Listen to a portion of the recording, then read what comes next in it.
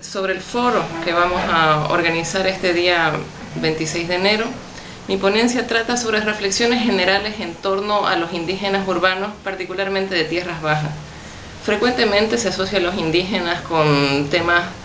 estrictamente rurales o se considera que el indígena migrante a las ciudades deja de ser indígena. Entonces se trata de justificar en la ponencia de cierta manera la pertinencia sociológica y política que implica hablar de indígenas urbanos, explicar un poco sus condiciones de vida, particularmente haciendo énfasis en lo que los diferencia de otros migrantes en cuanto a condiciones menos favorables de vida, de acceso a la educación, a la salud y a la participación política. A pesar de que es un tema aún poco estudiado y poco tomado en cuenta en las políticas, desde hace unos 5 años aproximadamente, desde 2006, en Naciones Unidas se está tomando diferentes iniciativas para incluir a los indígenas urbanos en la agenda internacional y se han ido realizando diferentes congresos de expertos internacionales. Incluso el Foro Mundial de Naciones Unidas para el Hábitat del año pasado tenía como tema principal el desarrollo con identidad para pueblos indígenas.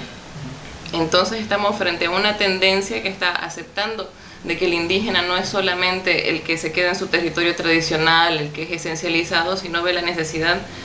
de aceptar a los pueblos indígenas con toda su modernidad, con todos sus cambios, e intentar y reconocer la necesidad de hacer políticas de acción afirmativa que favorecen la situación de los indígenas en áreas urbanas que generalmente sufren problemas adicionales al de cualquier migrante, particularmente ligados a la migración o a los choques lingüísticos y culturales. Yo pienso que hay que trabajar a diferentes niveles, porque en el caso de Santa Cruz, por ejemplo, es un tema que ni siquiera está dentro de la agenda del mismo movimiento indígena. Es más, el mismo movimiento indígena de la CIDOB, de la Central de Pueblos Étnicos de Santa Cruz o de las centrales regionales de cada pueblo indígena, no tienen en su agenda todavía el tema de indígenas urbanos. Tanto así que, por ejemplo, el año pasado que tenían la oportunidad histórica de votar por representantes indígenas para la Asamblea Plurinacional, ¿no es cierto?, las circunscripciones indígenas, había muchísimos que estaban corriendo para irse a las comunidades a inscribirse, porque el Estado no les reconocía poder votar en la ciudad por una circunscripción indígena.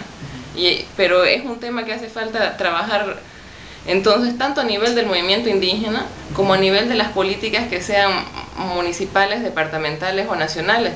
En los municipios todavía se ve que no hay quizás una política específica para indígenas urbanos, pero se trabaja de hecho con los indígenas urbanos. El hecho de no reconocerlo creo que les dificulta a ellos también saber cómo entender el problema, porque tratan solamente con la gente que está en su municipio, entonces no le permite entender de dónde vienen esos procesos migratorios que de hecho son muy diversos según de qué pueblo estemos hablando. Si hablamos de los ayoreos, por ejemplo, si hablamos de los chiquitanos o de los guaraní, vamos a encontrar realidades y procesos históricos casi totalmente diferentes. Entonces yo creo que todavía queda muchísimo por hacer en Santa Cruz. En el caso de Tierras Altas, por ejemplo, hay mucho más conciencia por la importancia que tiene el Alto y su relación con las comunidades aymaras y lo determinante que ha sido para la vida política del país. Pero en el caso de pueblos indígenas de tierras bajas, que estamos hablando de pueblos más pequeños, con una organización política menos fuerte y menos visible, entonces quedan como invisibilizados todavía y entre ellos mismos les falta reconocerse o crear un discurso que los pueda articular.